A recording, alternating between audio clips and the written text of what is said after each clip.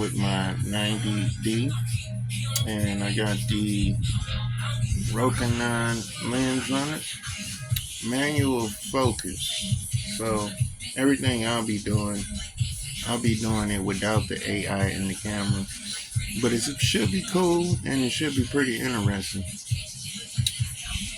This is a cinema lens, but I'm gonna use it for photography and see what I can really pull out of this thing because it's just glass. It's a good piece of glass, and it's a good piece of glass that I'm about to use on my 90D. As you can see, the focus ring turns pretty smooth. The focus ring turns pretty smooth, and the aperture is pretty much right here. So you don't adjust the aperture inside the camera. You'll be adjusting the aperture by this ring here, and this will be my focus. And I've been practicing with it, so this won't be my first rodeo. So if there's anything I can help you learn about this lens, then send me a comment, and I'll do what I can to help. But I do got the battery grip, but I figured I'd just use one battery since I got two batteries. And I got the Canon hand strap on my 90D. So no scrap, no cap, baby. No scrap, no cap.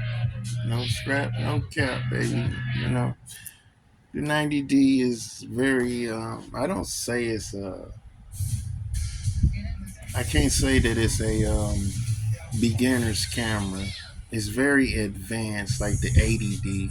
If the 80D was not a beginner's camera, then you can't call the 90D a beginner's camera because it's not. You need a Rebel T7i or T8i to be a beginner's camera. A beginner can't pick up this camera and just begin to shoot because it doesn't work like that.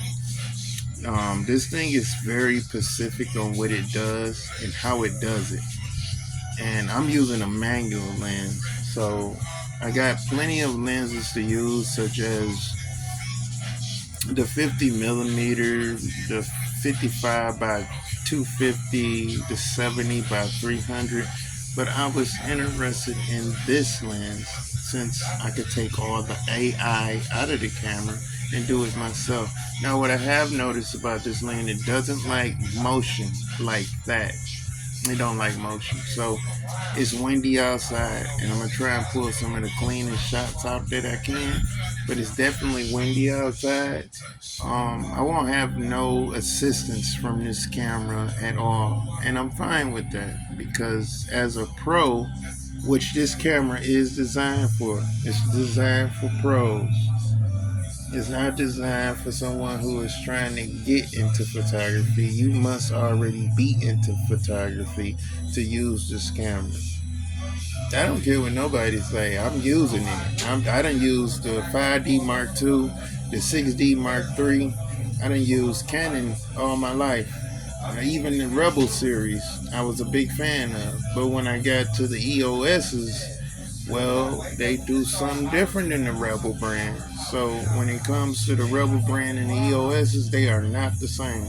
A Rebel brand is something that you can purchase and just pull it out the box and start taking pictures with it, where the 90D is not. Neither is the 80D and the 7D and the 6D Mark III. They are catered to professionals. It does not do 10 frames per second. According to my iView, I can get 20.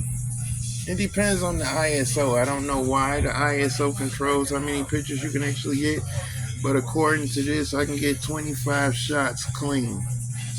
So it doesn't shoot 10 frames per second, maybe 10 frames. I don't know. I don't know how they counting it, but in my eye, it actually says I can get 25 shots, and I'm on 200 for ISO. Now, as you adjust the ISO, yes, it does drop a little bit. That 320, I can get 22 frames per second, and it does do it. I mean, I don't know where they're getting these 10 frames per second, but let me focus it. Like I said, I've been working with it, and I want you to hear it for yourself. Now, was that 10 frames per second? No, it wasn't. That was not 10 frames per second. That was like, and I got a speed card in here, so my buffer won't catch me. My buffer won't catch me. I can do this all day. The other battery is actually charging. Yeah, I got two batteries. Cause I actually got the battery grip, but that don't matter. I, if you don't want it to look too professional, like a full frame, you can take the battery grip off and still use the door and get back to it. But if you want that extra battery power, the battery grip is awesome. I mean, it's amazing to be able to shoot more than the mirrorless cameras. Wait, it's awesome to be able to shoot. DSLRs are not dead. They not dead. They. This one is not dead. The 80D is not dead. The 70D Mark II is not dead. None of these DSLRs are dead. No matter how they try and boost your head up about a mirrorless camera. A mirrorless camera only getting 300 pictures before it dies. They gave it literally the T7i battery. I find that hilarious. I'm glad they gave this the same battery as they gave all the other professional cameras and didn't give us a Rebel battery. When you're dealing with a Rebel battery, of course you're not going to get those type of pictures. With two batteries in this camera, I can easily pull out. I actually can fill up the whole card with two batteries in here. And this is a big card. This is like a major SD card. Major. My buffer don't even catch me. So this is not a class 10. This is a UHS2 card. And you know what I'm saying? That's the beautifulest part about it. But this camera is not catered to intermediate photographers. This camera is dedicated to professionals. I don't know where they getting this intermediate or beginner camera stuff. This is not a beginner's camera. I mean, if I actually took the time to actually tell you what this camera does, you and everyone else would be amazed. Now, according to the camera, I took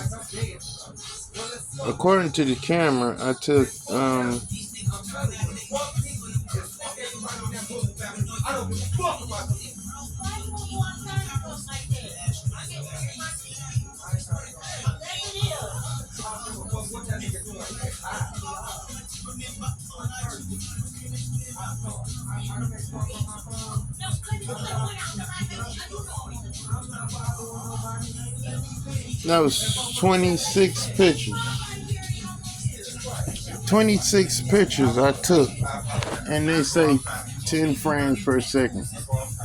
It's not 10 frames per second. This thing is catered to not beginners. This thing is basically for professionals that want to pull out good images. With the 32.5 megapixels and the 4K that it shoots, and it does have a crop 4K, I didn't even use the 120 frames per second, and let me tell you, that is amazing for like slow motion of birds, water. I mean, this camera is amazing. The 80D, I got the 80D too, and that camera was amazing also. The 80D shot at least 10 frames per second, but I can get at least 20 out of it before the buffer catches it. But I didn't know about the high powered cards. So now that I got the high powered cards, I'm not even worried about the buffer catching this thing, because it doesn't. By the time I get done shooting and the buffer is catching itself, it's filling back up for shots. So even if you do a quick burst, I gotta focus the lens, even if you do burst shots, you can actually do it. Even if you do burst shots, and it fills up pretty quick. I did like 3 shots and it's on 21. You can't tell me that this is catered to a beginner. And it doesn't miss. I did that with one hand with the 90D. It don't miss. One hand. And of course, the camera does temperature, so because of the temperature, I am on sun. I believe I'm on sun. Yeah, I'm on sun, so I'm finna go outside anyways. So that's why the temperature was a little different than in here.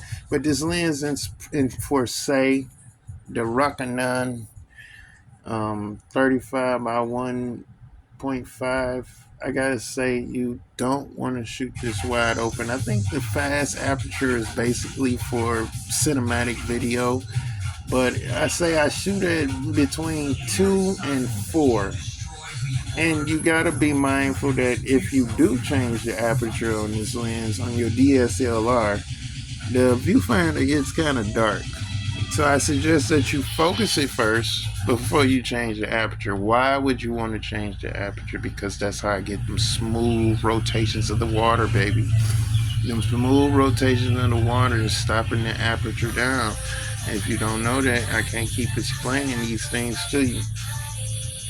But you can't shoot this wide open, and I haven't used my high definition tone, but I will go out there and try it today. I'm going to try everything with this lens today.